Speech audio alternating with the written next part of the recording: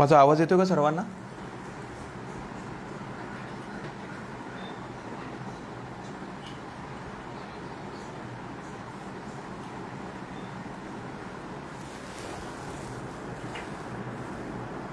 नमो तस् भगवतो अरहतो सम्मा संबुद्धस्स. नमो तस् भगवतो अरहतो सम्मा संबुद्धस्स. नमो तस् भगवतो अरहतो सम्मा संबुद्धस्स. महाकारुणिक तथागत भगवान सम्यक संबुद्ध यांना वंदन केल्यानंतर मी वंदन करतो महान चक्रवर्ती सम्राट अशोक यांना. त्याचप्रमाणे मी आपणा सर्वांना महान चक्रवर्ती राजा सम्राट अशोक यांच्या 2326व्या जयंतीच्या मंगलमय शुभेच्छा देतो.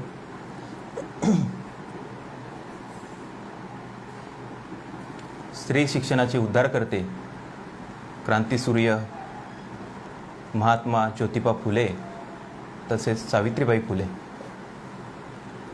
माणुसकीचे समानतेचे आश्रयदाते राजश्री छत्रपती शाहूजी महाराज, गुलामगिरीच्या अंधकरणातून गुलामगिरीची कुंडी फोडून माणसाला माणसाप्रमाणे जगण्याचा हक्क आणि अधिकार प्राप्त करून देणारे या भारत देशाचे सुपुत्र बोधिसत्व परमपूज्य डॉक्टर बाबासाहेब आंबेडकर, तसेच सर्व बहुजन महापुरुष आणि महान स्त्रिया यांना मी सर्वप्रथम या ठिकाणी अभिवादन करतो. धम्मकाया फाउंडेशन तथा धम्मकाया फेडरेशन त्या संस्थेच्या माध्यमातून महापुरुषांची जयंती फेसबुक लाईव्ह या कार्यक्रमाची सुरुवात कालपासूनच झालेली आहे आणि आजचा हा कार्यक्रमाचा हा दुसरा दिवस. या कार्यक्रमासाठी जो विषय या ठिकाणी मला दिलेला आहे तो विषय आहे अस्पृश्यता ही बौद्ध असलेल्याची सजा आहे. डॉक्टर बाबासाहेब आंबेडकर. विषय अतिशय गंभीर आहे आणि तितकाच महत्त्वाचा आहे. बाबासाहेब लिखित आणि बाबासाहेबांच्या नंतर जे काही ग्रंथ शासनाच्या माध्यमातून ग्रंथसंपदा निर्माण झाली त्यामधील 6व्या आणि 7व्या खंडामध्ये अस्पृश्यता मूळचे कोण असा महत्त्वाचा विषय त्या ठिकाणी आहे. तर बाबासाहेबांनी हा ग्रंथ का लिहिला असेल?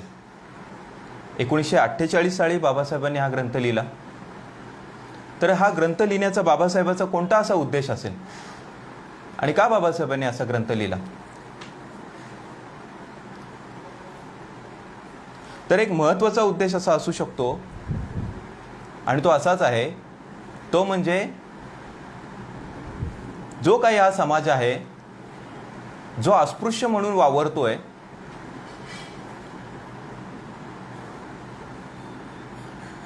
म्हणजे जो स्वतःबद्दल देखील त्याच्यामध्ये असा स्वाभिमान नाही आहे, जो स्वतःला नीच समजतोय, हीन समजतोय, खालच्या दर्जाचा समजतोय,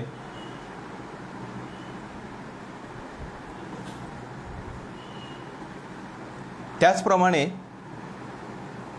मागासवर्गीय समजतोय, दलित समजतोय.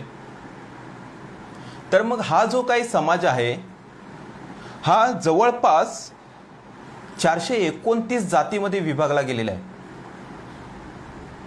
आणि त्या जाती कोणत्या आहेत, त्या कोणत्या प्रभागामध्ये राहतात, त्या कोणकोणत्या जिल्ह्यात राहतात, त्या कोणकोणत्या विभागात राहतात याची इत्थंभूत माहिती बाबासाहेबांनी या ग्रंथामध्ये दिलेली आहे.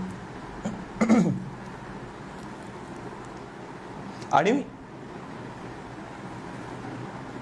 बाबासाहेब गेल्यानंतर देखील इतक्या वर्षामध्ये देखील या जातीचा जो स्वाभिमान ज्या पद्धतीने जागृत व्हायला पाहिजे होता तो स्वाभिमान जागृत झालेला नाही आणि म्हणून धम्मकायाने हा विषय या ठिकाणी चर्चेला घेतलेला आहे.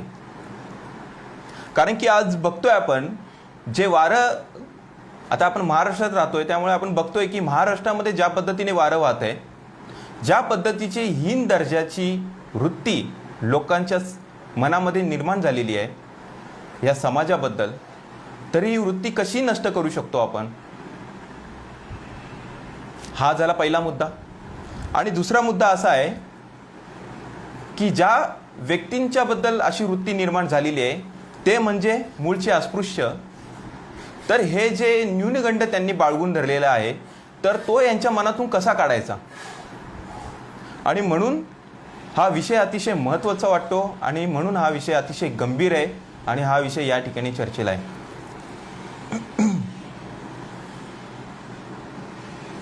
आता अस्पृश्यता काय असते? अस्पृश्यता म्हणजे असा विशिष्ट समाज, असे विशिष्ट लोक की जे लोक इतर व्यक्तीबरोबर जाऊन बसू शकत नाही, असा वर्ग जो मुख्य प्रवाहातून बहिष्कृत केलेला आहे, जो बाहेर काढलेला गेलेला आहे. म्हणजे त्याला बघणं देखील विटाळ आहे, त्यांनी कुठल्या वस्तूला हात लावला देखील विटाळ आहे, त्याचा स्पर्श इतकेच नव्हे तर त्याची सावली देखील विटाळ आहे. अशा पद्धतीने अस्पृश्यता या देशाने पाहिलेली आहे आणि फारच थोडा कालावधी गेलेला आहे. म्हणजे जर आपण बघितलं 1950 पासून कायद्याप्रमाणे अस्पृश्यता नष्ट झालेली आहे.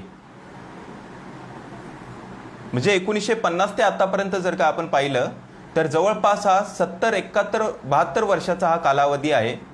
म्हणजे अस्पृश्यता ही आपल्यासाठी काही नवीन नाही आहे.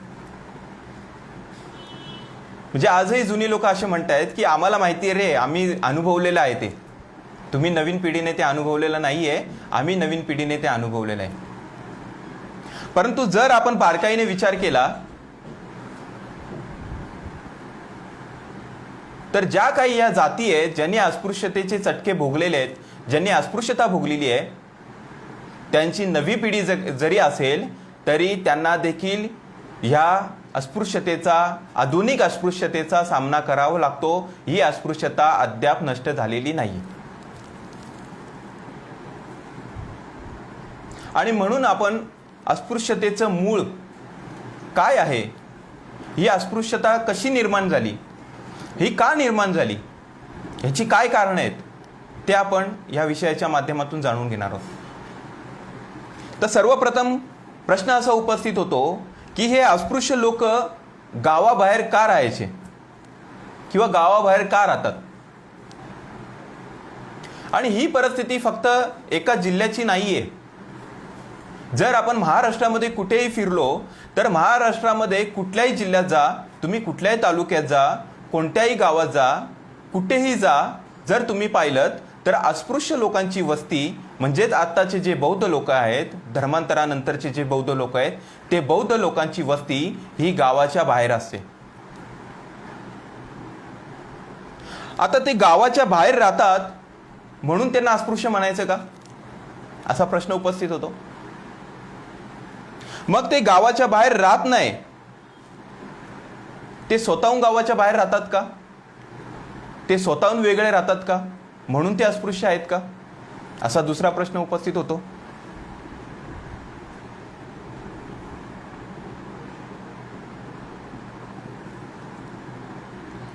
आणि म्हणून हा जो प्रश्न आहे की हे लोक गावाच्या बाहेर का राहतात, हा प्रश्न बाबासाहेबा व्यतिरिक्त दुसरा कुठल्याच व्यक्तीला पडला नाही.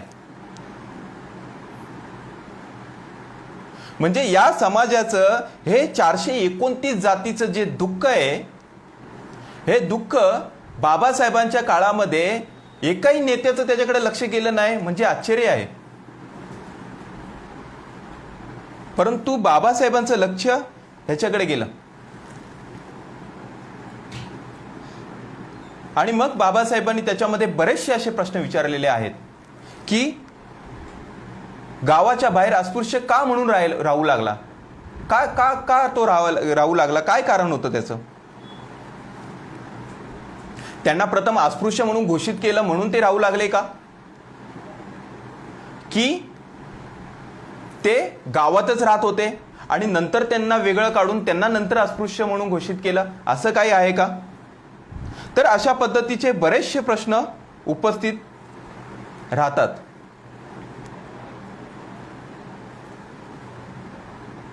परंतु आपण जी काही चर्चा करत आहोत अस्पृश्यतेचा प्रश्न हा कोण्या एका जिल्ह्यापुरता मर्यादित नाहीये किंवा एका तालुक्यापुरता मर्यादित नाहीये. म्हणजे मी रायगड जिल्ह्यामध्ये राहतो, तर मी पाहिलं की रायगड जिल्ह्यामध्ये बघितलं तर अस्पृश्य लोकही वेगळीच राहतात, म्हणजे बौद्ध लोकही वेगळीच राहतात, त्यांच्या वस्त्या देखील वेगळ्या आहेत. मग हा प्रश्न फक्त रायगड जिल्ह्याचा नाहीये, इतर जिल्हे देखील फिरले तर इतर जिल्ह्यामध्ये फिरल्यानंतर देखील तेच दिसतं की ह्यांच्या वस्त्या हे वेगळ्या आहेत, हे वेगळे राहणारी लोक आहेत किंवा यांना मजबूर केलं गेलंय की तुम्ही वेगळे राहा. तर मग इतका मोठा बदल भारतामध्ये कसा अस्तित्वात आला. एकच प्रकारचा बदल, म्हणजे सर्वच अस्पृश्य लोक हे गावाच्या बाहेर राहतात, हे फक्त एका जिल्ह्यापुरता किंवा एका राज्यापुरता मर्यादित नसून या संपूर्ण देशाची ही परिस्थिती आहे. आणि ही संपूर्ण परिस्थिती संपूर्ण देशामध्ये एकाच वेळेस कशी काय शक्य झाली, हा महत्त्वाचा मुद्दा आणि हा महत्त्वाचा प्रश्न समोर उपस्थित होतो.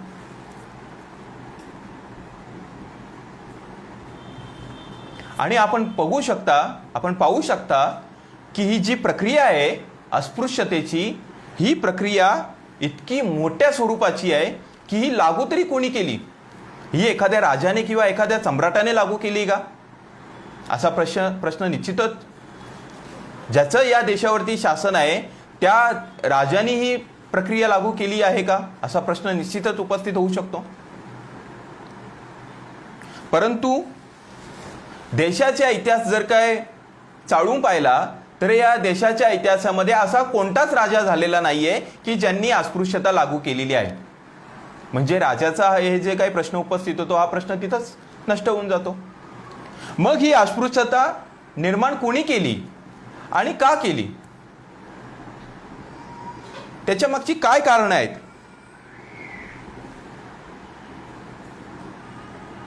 तर सामान्यपणे असं लक्षात येतं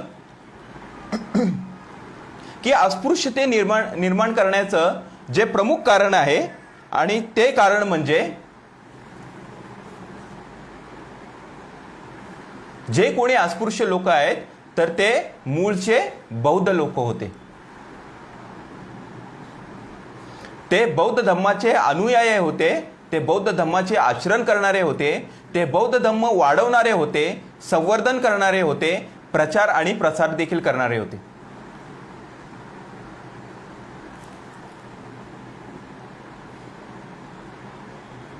आता जर ते बौद्ध होते म्हणून त्यांना अस्पृश्य ठरवण्यात आलं तर ह्याचं स्पष्टीकरण देखील करणं गरजेचं आहे.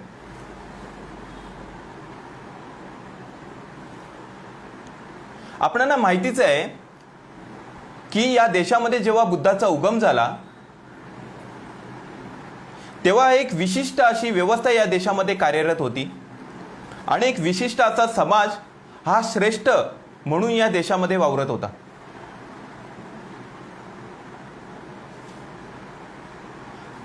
आणि हा समाज वेगवेगळ्या परंपरा त्याच्या होत्या, वेगवेगळ्या मान्यता त्याच्या होत्या, वेगवेगळ्या धारणा त्याच्या होत्या.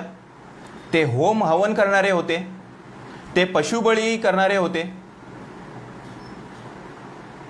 ते यज्ञ करणारे होते,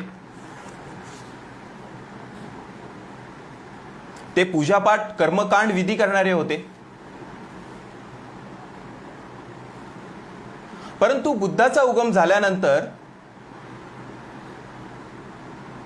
ज्या पद्धतीने बुद्धांनी धम्माचा प्रचार आणि प्रसार सुरू केला तेव्हा बुद्धाचा धम्माचा, बुद्धाच्या धम्माचा सगळ्यात मोठा परिणाम असा झाला की ह्या ज्या काही त्यांच्या मानमान्यता होत्या, जे काही त्यांचे कर्मकांड होते, हे कर्मकांड लोकांनी करणं बंद केलं. आणि लोकांनी हे कर्मकांड बंद केल्यामुळे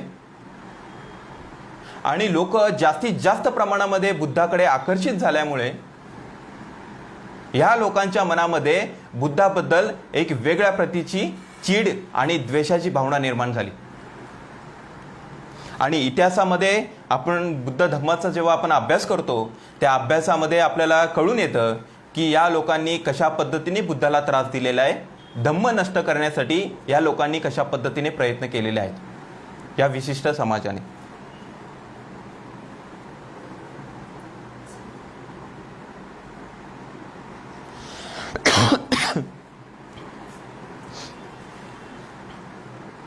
आणि मग झालं असं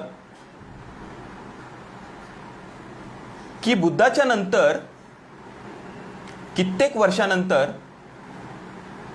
जेव्हा ब्राह्मणी धर्माचं राज्य प्रस्थापित झालं, त्या ब्राह्मणी धर्माचं राज्य प्रस्थापित झाल्यानंतर त्यांनी काय केलं, तर त्यांची जी प्रतिष्ठा त्यांनी या देशामध्ये निर्माण केली होती, बुद्ध यायच्या अगोदर त्यांनी जी प्रतिष्ठा त्यांची निर्माण केली होती की आम्ही ब्राह्मण आहोत, आम्ही श्रेष्ठ आहोत, आम्ही विद्वान आहोत, कारण की बुद्धांनी त्यांच्या या सर्व गोष्टी खोडून काढलेल्या आहेत. बुद्धाचं म्हणणं असं होतं की जो आरंत आहे त्यालाच मी ब्राह्मण समजतो, जो सर्व तृष्णामुक्त झालेला आहे त्यालाच मी ब्राह्मण समजतो, जो निस्ता बोलका आहे, जो निस्ता बोलतो, तो काहीच करत नाही, त्याला मी ब्राह्मण समजत नाही. म्हणजे ब्राह्मण ही जी संकल्पना बुद्धांनी खोडून काढली, याचा मोठा आघात त्या लोकांवरती झाला.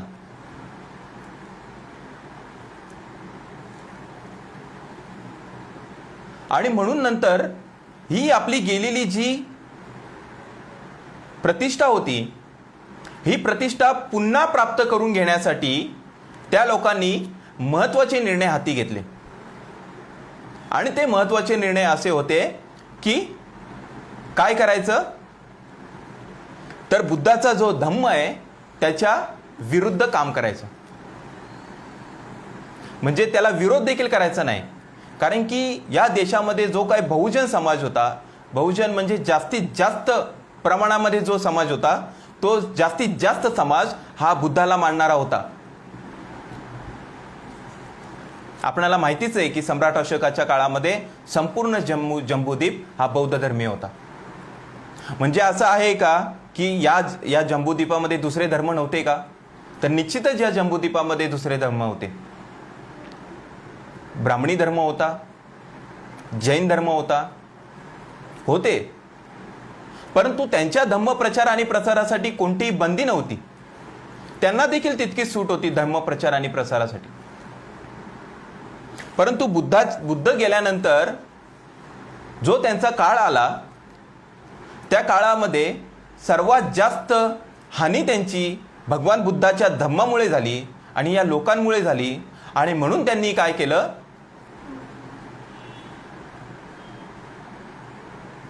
जो महत्त्वाचा विधी त्यांचा होता, जो यज्ञ यागाचा, त्या यज्ञामध्ये सर्वात मोठ्या प्रमाणामध्ये पशूंची, निरपराध पशूंची बळी दिली जायची.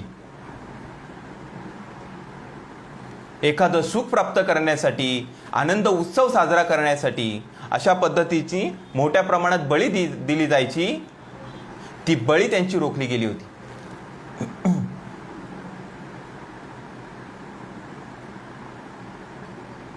आणि म्हणून त्या लोकांनी मोठ्या प्रमाणामध्ये जी प्रतिष्ठा गेलेली होती ती प्रतिष्ठा मिळवण्यासाठी पुन्हा प्रयत्न केले. आणि ही प्रतिष्ठा मिळवण्यासाठी त्यांनी प्रथम प्रयत्न केला तो म्हणजे काय केला, तर गोहत्या बंदी.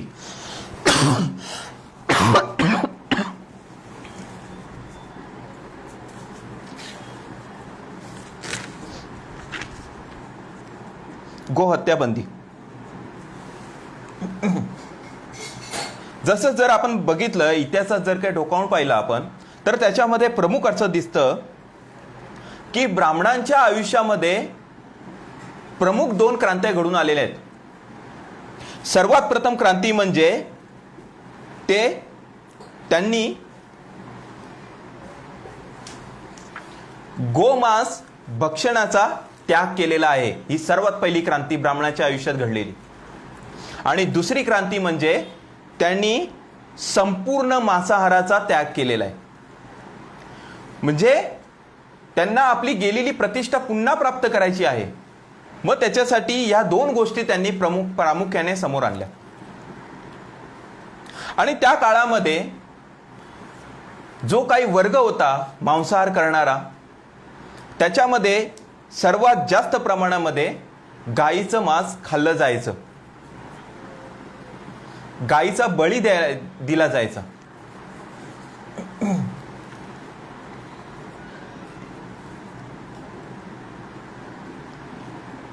आणि गायीच्या बळीमध्ये सर्वात जास्त जर का गोहत्या करणारे जर कोणी लोक असतील आणि सर्वात जास्त दररोज गोमांस खाणारी जर काही कोणती लोक असतील तर ती अग्रणी लोक म्हणजे ही ब्राह्मण लोक आहेत.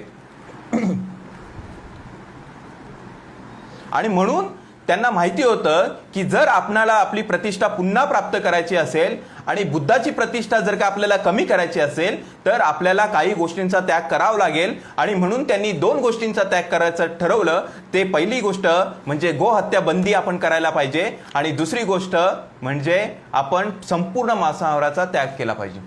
म्हणजे आज जे काही आपल्याला ब्राह्मण समाज दिसतो, जे पूर्ण शुद्ध शाकाहारी आहेत, ते तेव्हा पूर्ण शुद्ध शाकाहारी नव्हते, तर ते गोमांस खाणारे अग्रणी होते.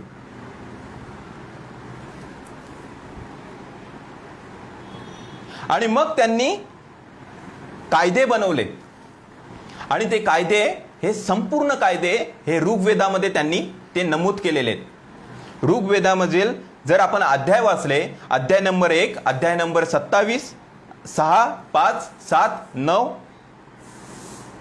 2, 1 हे अध्याय जर का आपण वाचले तर त्या अध्यायामध्ये असं म्हटलं गेलेलं आहे,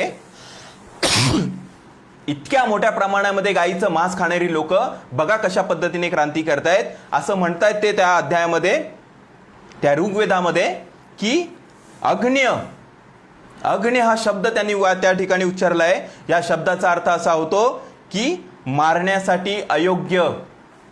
आणि हा शब्द त्यांनी मुख्यतः असा गायीला लावून धरलेला आहे.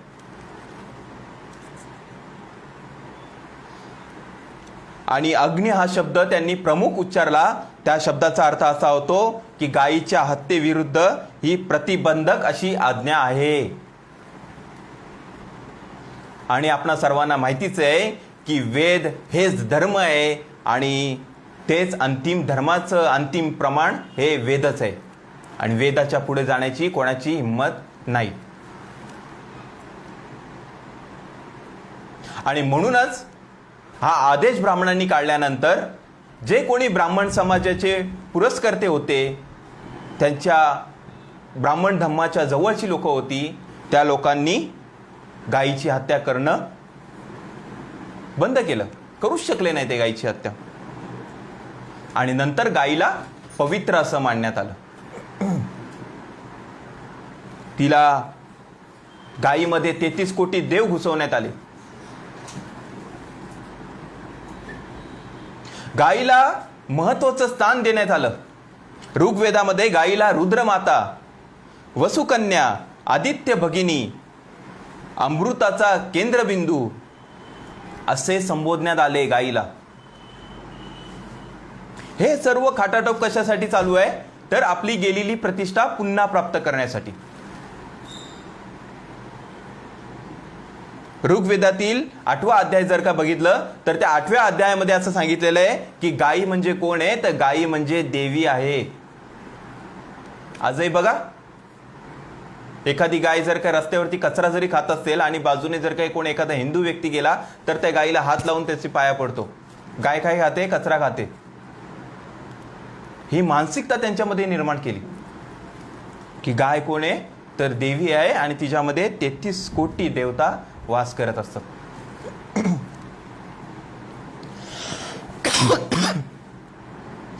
इतकंच नव्हे तर या देशामध्ये जो हिंदू म्हणून जो समाज आज अस्तित्वात आहे तो हिंदू समाज सर्वात जास्त प्रमाणात गायीचं मांस खाणारा होता. जे आज गायीला माता माता माता माता म्हणतायत ना, ते सगळ्यात मोठ्या प्रमाणात गायीचं मांस खाणारी लोक होती.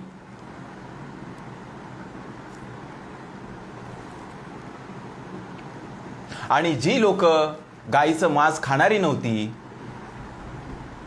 गाय ही शेतीला बैल देते, लेकरांना दूध देते, अख्खा माणूस पोसते, आपल्या मुलाबाळांना जिवंत ठेवते, त्यांना वाढवते, त्यांना पोषण करते, अशी धारणा ज्या समाजाची होती त्या समाजाला अस्पृश्य म्हणून गणलं गेलं.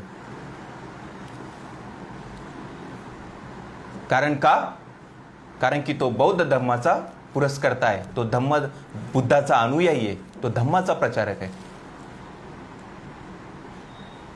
इतकंच नव्हे तर हे हिंदू बोलणारी लोक यांच्या घरी जेव्हा पाहुणे यायचे आणि पाहुण्यांचा स्वागत समारंभ करण्यासाठी त्यांच्या घरी गाय कापली जायची. आणि ही गाय कापण्याची प्रथा इतक्या उच्च थराला पोचली होती की एखादा पाहुणा घरी आला की त्या पाहुण्याला ते काय म्हणायचे, त्या पाहुण्याला ते गोहण म्हणून मारायचे. गोहण म्हणजे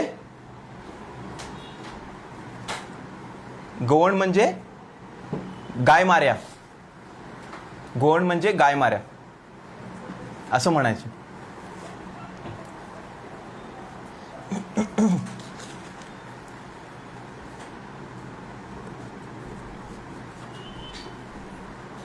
परंतु इतकं सर्व असतानाही अस्पृश्यतेचं मूळ हे काय आहे तर गोमांस भक्षण असं आहे, असं ठरवलं गेलं.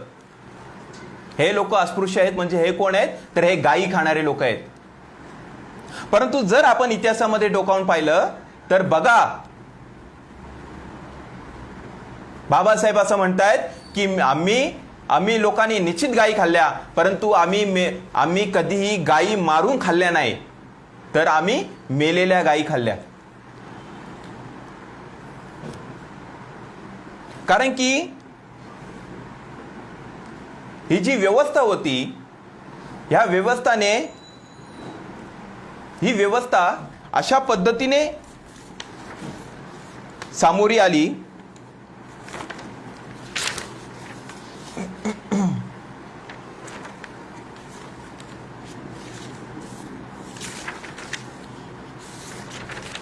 ही व्यवस्था होती. ह्या व्यवस्थेने काय केलं,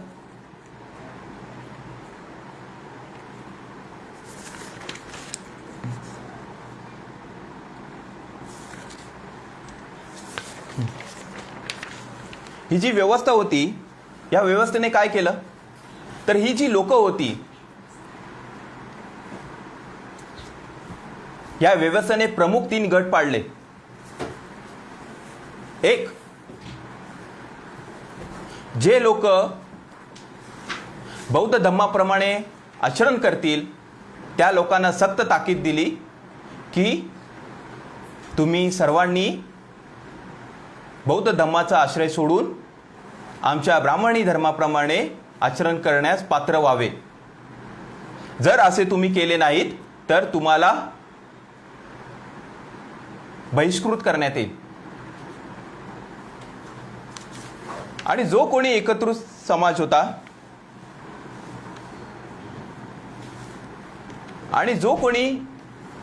जो समाज होता तो मोठ्या प्रमाणात जो समाज होता, तर मोठ्या प्रमाणातला समाज हा या ब्राह्मणी धर्माला शरण गेला. मोठ्या प्रमाणात बौद्ध असणारा समाज हा ब्राह्मणी धर्माला शरण गेला आणि तोच समाज आज आपण त्याला हिंदू म्हणून ओळखतो. आताचे जे कोणी हिंदू आहेत तेच आहेत जे बौद्ध होते, परंतु ते ब्राह्मणी धर्माला शरण गेलेले आहेत. हा झाला या व्यवस्थेने निर्माण केलेला प्रमुख, आणि त्यांना सर्वांना शूद्र ठरवण्यात आले. ब्राह्मणेतर आणि अस्पृश्य असे 3 प्रमुख भाग त्यांनी पाडले. चातुर्वर्ण्यांचे 3 प्रमुख भाग. त्याच्यानंतर काही समाजांनी जाणलं की आम्हाला ही व्यवस्था तुमची मान्य नाहीये, तर त्यांना काय केलं,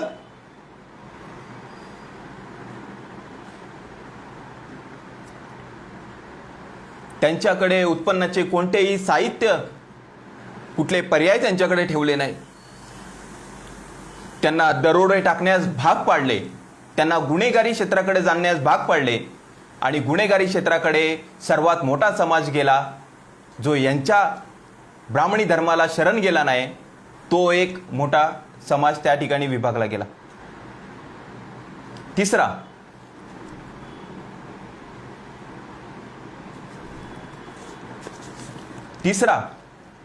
तिसरा वर्ग जो असा होता की त्यांनी देखील वर्ज्य केलं या सगळ्या गोष्टी. आम्हाला देखील तुमच्या या गोष्टी मान्य नाहीत. त्याला इतकी घाणेरडी वागणूक दिली की त्याला जनावरासारखं, जंगलातला जो जनावर असतो त्या जनावराप्रमाणे त्यांना राहण्यासाठी मजबूर केलं. तो आदिवासी समाज त्या देखील वर्गाला त्या ठिकाणी बाजूला काढण्यात आलं. आणि जो तिसरा वर्ग होता, तो तिसरा वर्ग म्हणजे भगवान बुद्धाच्या धम्माशी, विचाराशी, जो या विचाराचा पाईक होता, जो आचरण करणारा होता, जो प्रमुख होता, तो प्रमुख समाज त्यांनी देखील या गोष्टी मान्य केल्या नाही. आणि म्हणून त्यांनी देखील धम्म सोडायला तयार नव्हता, आणि म्हणून त्याला अस्पृश्य म्हणून घोषित करण्यात आलं. कारण की ही भूमी त्याची आहे, तो ज्या ठिकाणी राहतोय ती जागा त्याची आहे, ती वास्तू त्याची आहे. या सर्व गोष्टी कशा सोडून जायच्या. आणि म्हणून आपणाला वाटेल ती आपण शिक्षा बघू, परंतु धम्माशी बैमान व्हायचं नाही अशी धारणा त्याची होती. कुठलीही हत्या आपण करायची नाही, गायी आपण मारायचे नाही, ही धारणा त्याची होती. आणि म्हणून त्यांनी अस्पृश्यता ही त्याला दिलेली ही सजा आहे. तू कसा काय बौद्ध धम्माशी एकरूप असू शकतोस, तू कसा बुद्धाशी एकरूप असू शकतोस. आणि म्हणून अस्पृश्यता ही बौद्ध असण्याची शिक्षा आहे, सजा आहे, दुसरं काही नाहीये.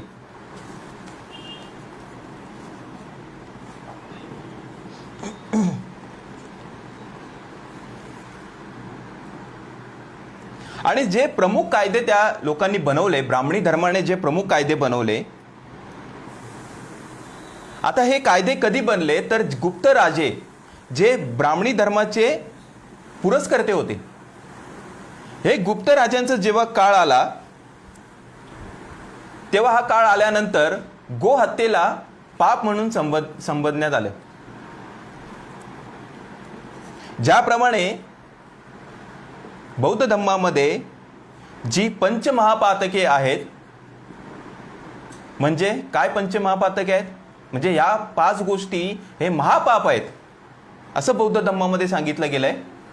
सर्वप्रथम म्हणजे मातृहत्या, दुसरं म्हणजे पितृहत्या, तिसरं म्हणजे अरहंताची हत्या, चौथं म्हणजे बुद्धाच्या शरीराला इजा करणं किंवा बुद्धाला रक्तबंबाळ करणं, अशी काही इजा करणं की बुद्धाच्या शरीरातून रक्त वाहतो, तर अशा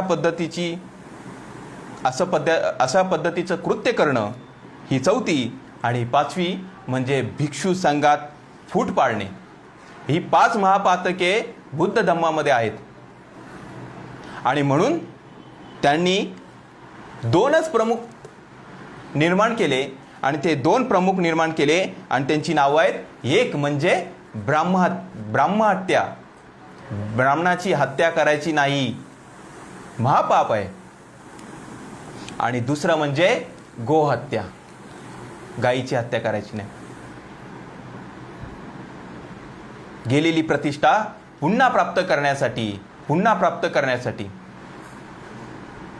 जी व्यवस्था त्यांनी निर्माण केली होती, ब्राह्मण, क्षत्रिय, वैश्य आणि शूद्र, त्याच्यामध्ये सर्वोच्च असं स्थान त्यांना पाहिजे होतं. बाकीच्या इतर सर्व वर्गांनी त्यांची सेवा करायची. आणि अस्पृश्य तर या वर्णव्यवस्थेच्या बाहेरचा व्यक्ती, ज्याला या वर्णव्यवस्थेत देखील स्थान नाही, त्यांचा एकमात्र उद्देश हाच होता की या संपूर्ण या व्यवस्थेवरती हे जे 3 वर्ण आहेत, या 3 वर्णांवरती अधिराज्य गाजवणं, सुखात समाधानात राज्य करणं.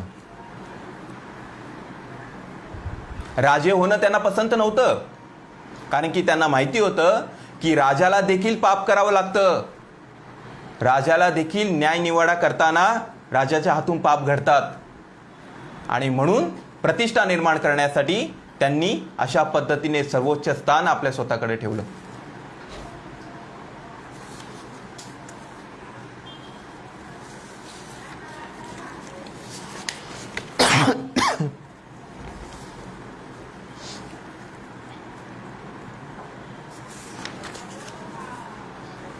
एक महत्त्वाचं उदाहरण बाबासाहेबांनी या ठिकाणी दिलेलं आहे की ह्या लोकांनी बौद्ध धर्मीय लोकांना कशा पद्धतीने अस्पृश्य मानलं, कशा पद्धतीने अस्पृश्य ठरवलं.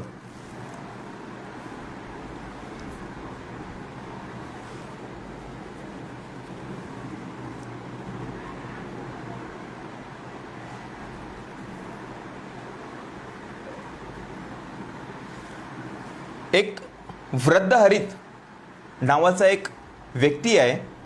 पुरातन काळामध्ये त्याचं बरंचसं साहित्य आहे. त्या साहित्यामध्ये त्याने असं म्हटलं आहे की बौद्ध विहारामध्ये जर एखाद्याने प्रवेश केला तर शुद्धीकरणासाठी त्याने स्नान करणे आवश्यक आहे. बघा, अस्पृश्यता कशी सुरुवात झाली. त्याचप्रमाणे एखादा बौद्ध व्यक्ती जर समोर दिसला तरी त्या व्यक्तीने रस्ता बदलावा. बघा,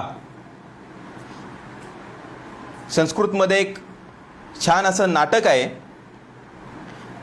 त्या नाटकाचं नाव आहे मृच्छकटिक. त्या नाटकामध्ये 2 असे महत्त्वाचे प्रसंग आहेत जे लक्ष वेधून घेतात. आणि ते 2 प्रसंग असे आहेत की हे जे नाटक आहे, या नाटकाचा जो नायक आहे त्याचं नाव आहे चारुदत्त आणि त्याचा सोबती आहे, त्याचा मित्र आहे, त्याचं नाव आहे मैत्रेय. आता हे दोघं जण अशा पद्धतीने त्या नाटकात दाखवलं गेलंय की हे दोघं जण गावाबाहेर उद्यानामध्ये एका ठिकाणी वसंत सेनेची प्रतीक्षा करीत आहेत. वसंत सेना नावाची एक मुलगी आहे आणि तिची प्रतीक्षा करीत आहेत. असा प्रसंग त्या ठिकाणी त्या नाटकामध्ये दाखवला गेलाय. आता ही जी वसंत सेने आहे ही त्या ठिकाणी येऊ न शकल्यामुळे हा जो चारुदत्त आहे हा त्या ठिकाणीवरून निघून गेला. परंतु तो निघून गेला नाही तर तो म्हटला की मला तिला जाऊन प्रत्यक्ष भेटायचं आहे. आणि तो जेव्हा त्या रस्त्यावरून चालत होता तेव्हा चालताना त्याला एक बौद्ध भिक्षू समोर दिसला. त्या बौद्ध भिक्षूचं नाव आहे सामवाहक. हा सामवाहक नावाचा बौद्ध भिक्षू त्याला दिसतो आणि त्या बौद्ध भिक्षूला बघून तो कसा म्हणतो, बघा, अरे हा तर अपशकुन झाला. एक बौद्ध श्रमण आपल्याकडेच येत आहे, ठीक आहे, त्याला येऊ दे, आपण दुसऱ्या रस्त्याने निघून जाऊ. आणि ते दुसऱ्या रस्त्याने निघून गेले. हा झाला या नाटकाचा 7वा अंक. आता या नाटकाच्या 8व्या अंकामध्ये काय घडलं तर या नाटकाच्या 8व्या अंकामध्ये हाच बौद्ध भिक्षू एक राजा आहे साला शकार नावाचा. या राजाच्या उद्यानामध्ये एक तलाव आहे. या तलावामध्ये चिवर धुण्यासाठी त्या ठिकाणी गेला होता. आणि असा प्रसंग त्या ठिकाणी त्या नाटकामध्ये आहे. आणि यामध्ये प्रमुख 3 व्यक्तींचा संवाद आहे. शकार, ज्या राजा साला शकार जो आहे, शकार म्हणून एक व्यक्ती आहे. त्याच्यानंतर वीट म्हणून एक नावाचा एक व्यक्ती आहे. आणि तिसरा हा भिक्षू आहे, सामवाहक. तर हा भिक्षू त्या ठिकाणी चिवर धुण्यासाठी गेला असता हा शकार नावाचा व्यक्ती त्याला म्हणतो की थांब, अरे दृष्ट श्रमणा थांब,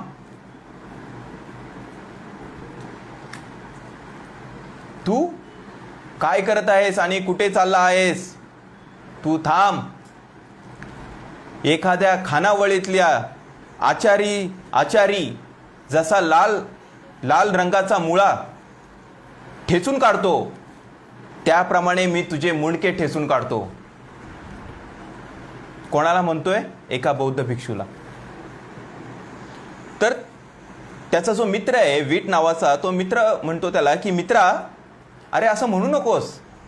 अरे संसाराचा त्याग करून काशाय वस्त्र परिधान करणाऱ्या श्रमणाला मारणे उचित नाही. आता असं बोलल्यानंतर त्या भिक्षूला आनंद वाटतो की खरंच हा जो ह्याचा मित्र आहे, हा मित्र जरा चांगला दिसतोय. म्हणून हा भिक्षू त्या मित्राचं स्वागत करतो आणि त्याला उपासक आनंदी असोत असं उद्देश करतो. तर ह्या शकार जो व्यक्ती असतो याला इतका राग येतो की तो म्हणतो की हा काय म्हटला, याने मला शिव्या दिल्या का? तर वीट म्हणतो का नाही, त्यांनी तुला शिव्या दिल्या नाही. तर त्याला असं वाटलं की मी बौद्ध धम्माचा उपासक आहे आणि म्हणून तो माझी प्रशंसा करत आहे. आणि जेव्हा त्याला कळलं की हा बौद्ध भिक्षू या ठिकाणी चिवर धुण्यासाठी आलेला आहे, तेव्हा त्यांनी काय केलं, तर त्यांनी त्या भिक्षूला तेथे जबरदस्त मारहाण केलेली आहे. इतकं मारलंय की खूप मोठ्या प्रमाणामध्ये एक समूहाने त्याला मारहाण केलेला चित्र त्या ठिकाणी दाखवलेलं आहे. तर अशा पद्धतीची त्यानंतर मोठ्या प्रमाणामध्ये भीती निर्माण केली आणि भीती निर्माण करून लोकांना भाग पाडलं की ब्राह्मणी धर्माचे तुम्ही पुरस्कर्ते व्हा, ब्राह्मणी धर्माला तुम्ही शरण जा.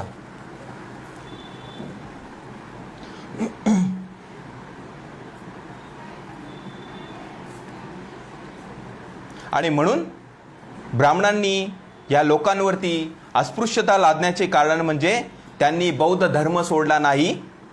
जे लोक बौद्ध होते त्यांच्याबद्दल ब्राह्मणांनी पसरविलेला द्वेष व तिरस्कार हे अस्पृश्यतेच्या उगमाच्या कारणांपैकी एक महत्त्वाचं कारण आहे.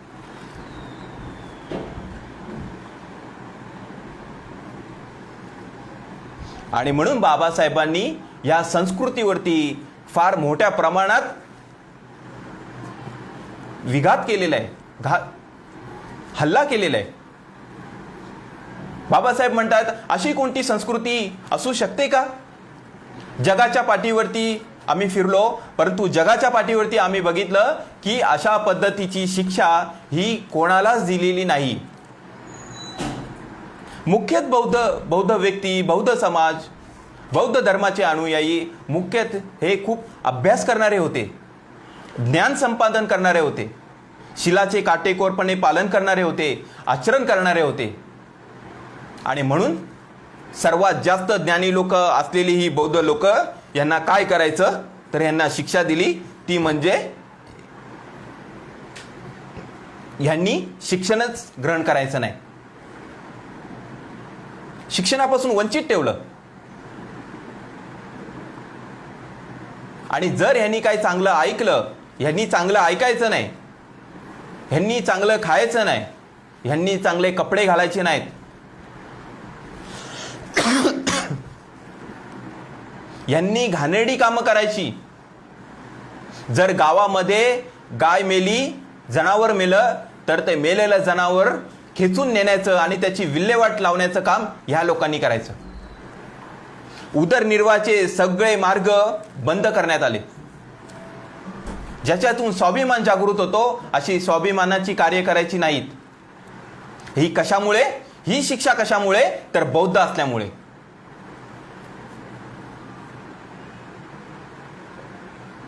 मग जगायचं कसं? तर जे खेचून आणलेले जे जनावर आहे त्याच्यावरतीच आपलं भरण पोषण करायचं आणि जगायचं. हा एक मात्र पर्याय त्यांच्या समोर ठेवला. जर त्यांनी काय चांगलं ऐकलं तर त्यांना मृत्यूची शिक्षा होती. सांगा बरं तुम्ही मला, एखाद्या व्यक्तीने जर काही चांगलं ऐकलं तर त्याच्या कानामध्ये उकळत्या शिशाचा रस टाकला जायचा. जर एखाद्या व्यक्तीच्या कानामध्ये गरम पाणी जरी ओतलं तरी तो व्यक्ती जगेल का? जर तो चांगलं बोलला तर त्याची जीभ छाटून टाकायची. जर एखाद्या व्यक्तीची जीभ कापली तो व्यक्ती थोडा काळ तरी जगेल, पण नंतर तो जगू शकेल का? म्हणजे मृत्यूची शिक्षा नव्हती का? शिक्षा मृत्यूचीच होती, परंतु ती वेगळ्या प्रमाणे देण्यात आली होती. इतका मोठा अन्याय गेल्या कित्येक वर्षापासून या समाजाने सहन केलेला आहे, भोगलेला आहे.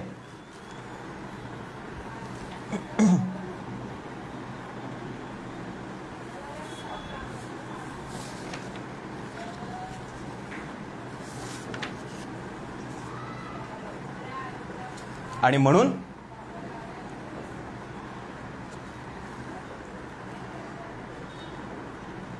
आपण सर्वांनी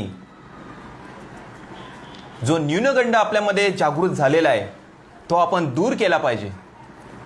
की आम्ही कोण होतो, आमची ओळख बाबासाहेबांनी या ग्रंथामध्ये करून दिलेली आहे की आम्ही कोण होतो आणि आमच्यावरती ही वेळ का आणली, का आली ही वेळ आमच्यावरती. जगाला, व्यक्तीला स्वातंत्र्य बहाल करणारा बुद्धाचा धम्म आम्ही जतन करून ठेवला, त्या बुद्धाचे आम्ही अनुयायी होतो, म्हणून ही आमच्यावरती वेळ आली का? निश्चितच ही वेळ आम्हाला त्याच्यामुळेच आलेली आहे.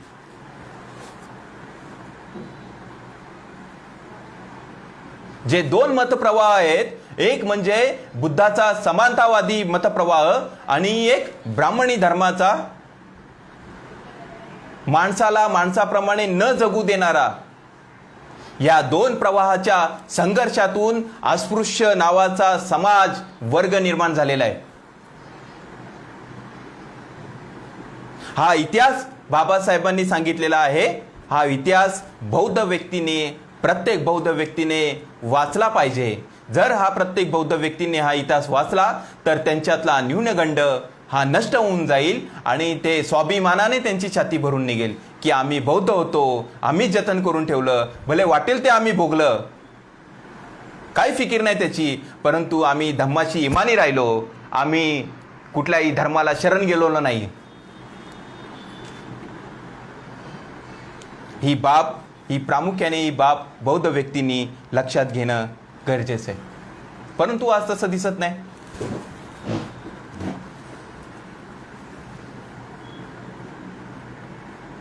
एखादा मुस्लिम व्यक्ती जर एखाद्या चर्चेला जात असेल तर तो दाढी काढून जातो का? तो त्याचा धर्म लपवून जातो का? तो धर्म लपवून जात नाही, तो उघड्या छातीने जातो, तो स्वाभिमानाने जातो. मी मुस्लिम आहे, माझ्याशी चर्चा करा. एखादा ख्रिश्चन व्यक्ती जाताना धर्म लपवून जातो का? एखादा हिंदू व्यक्ती जर चर्चा करत असेल तर तो एखाद्या चर्चेला, एखाद्या सभेला, एखाद्या कार्याला त्याची ओळख लपवून जातो का?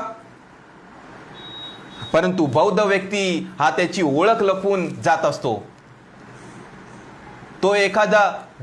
तो जे काही कार्य देखील करत असेल ते कार्य करताना देखील तो त्याची ओळख, म्हणजे मी बुद्ध, मी बौद्ध आहे, ही ओळख देखील तो लपवून ठेवतो. किंबहुना असं म्हटलं तर वावगं ठरणार नाही, तो बुद्धाला एकंदरीत बाजूला सारतो आणि क्रांती करायला पुढे निघतो. कशी काय क्रांती घडेल? इतका बुद्ध लज्जास्पद वाटतो का आपल्याला? बौद्ध म्हणून घेणं इतकं लज्जास्पद आहे का? बौद्ध म्हणून घेणं इतकं मागासलेपणाचं आहे का? जगाला गौरव वाटावा असा बुद्ध, ज्याचं इतकं मोठं विशाल तत्वज्ञान आहोत, तर अशा बुद्धाचे अनुयायी असताना आपण कशा पद्धतीने गेलो पाहिजे होतो? आणि आजही आम्ही दलित आहोत, आम्ही शोषित आहोत, आम्ही पीडित आहोत, आम्ही मागासवर्गीय आहोत, ह्या भावनेतच आपण अडकून राहिलेलो आहोत. ह्या भावना नष्ट होणार कधी? आपण स्वाभिमानाने म्हटलं पाहिजे, जगातल्या अशा उच्चतम आणि अशा श्रेष्ठ धर्मामध्ये आपण आहोत. आपण सम्यक संबुद्ध भगवान बुद्धाचे अनुयायी आहोत. आपण अशा महापुरुषांचे अनुयायी आहोत की ज्या महापुरुषाने अस्पृश्यता सहन करून शेवटी भगवान बुद्धाच्या समोर आपलं डोकं नतमस्तक केलेलं आहे. कुठल्याही व्यवस्थेच्या समोर तो नतमस्तक झाला नाही, तो मात्र फक्त सम्यक संबुद्धाच्या पुढे नतमस्तक झाला. अशा महापुरुषाचे आपण वंशज आहोत, त्याचं रक्त आपल्यामध्ये आहे. आणि म्हणून आपण हे न्यूनगंड बाजूला ठेवून आपण सर्वप्रथम स्वतःला बौद्ध म्हणून घेणं अतिशय गरजेचं आहे. आपण बौद्ध म्हणून घेतलं पाहिजे, आपण बौद्ध म्हणून जगलो पाहिजे, आपण बौद्ध म्हणून वागलो पाहिजे, आपण बौद्ध धम्म शिकून घेतला पाहिजे, आपण बौद्ध धम्माचं आचरण केलं पाहिजे आणि बौद्ध धम्म वाढवला पाहिजे. एक महत्त्वाची गोष्ट या ठिकाणी मी सांगू इच्छितो.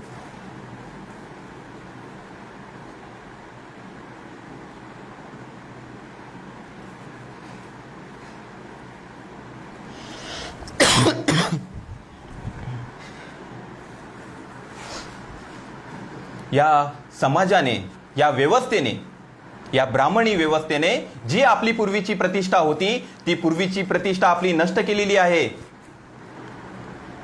आजही इतर लोक आपल्या मनामध्ये ते द्वेषभाव बाळगून आहेत, आजही जातीयता आहे, आजही अस्पृश्यता बाळगून आहेत. त्याची भली मोठी उदाहरणं आजही आपल्या समोर आहेत. उदाहरणं बऱ्याचशा न्यूज चॅनेलला ती उदाहरणं दिसतात. एखादा आपला मुख्यमंत्री जरी झाला तरी तो मुख्यमंत्रीचा कालावधी संपल्यानंतर जो कोणी नंतरचा मुख्यमंत्री असतो तो त्या मुख्यमंत्री सदनाचं शुद्धीकरण करून घेतो. म्हणजेच अस्पृश्यता आहे. मग ही अस्पृश्यता आपण कशा पद्धतीने नष्ट करू शकतो? अस्पृश्यता नाही का? अस्पृश्यता आहे आणि ही नष्ट करणं हे आपलं प्रथम कर्तव्य आहे. आणि म्हणून ही अस्पृश्यता जर का नष्ट करायची असेल तर मनाची शुद्धी होणं अतिशय गरजेचं आहे. आणि मनाची शुद्धी होण्यासाठी सर्वप्रथम जीवनामध्ये धम्म उतरणं गरजेचं आहे. जर आपण आपल्या जीवनामध्ये धम्म उतरवू शकलो तर निश्चितच आपण सुखाच्या मार्गाला लागू शकतो. आजही आपली लोक पंचशिलेचे पालन करत नाहीत. पंचशिलामधले फक्त एकच शील, सुरा मेरय मज्ज पमाद ठाणा वेरमणी सिक्कापदम समाधी आम्ही. सुरा मेरय मज्ज, थोडक्यात अर्थ घेऊया आपण की जर काय बौद्ध समाजाने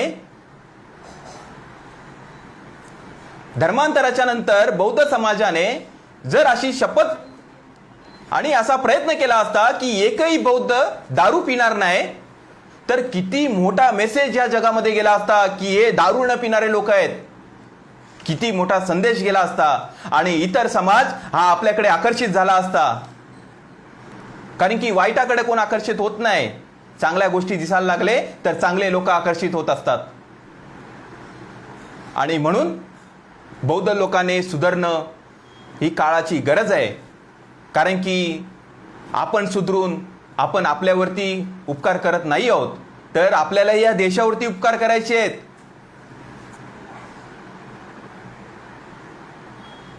या देशाला बौद्ध बनवायचं आहे, सारा भारत बौद्धमय करायचं आहे.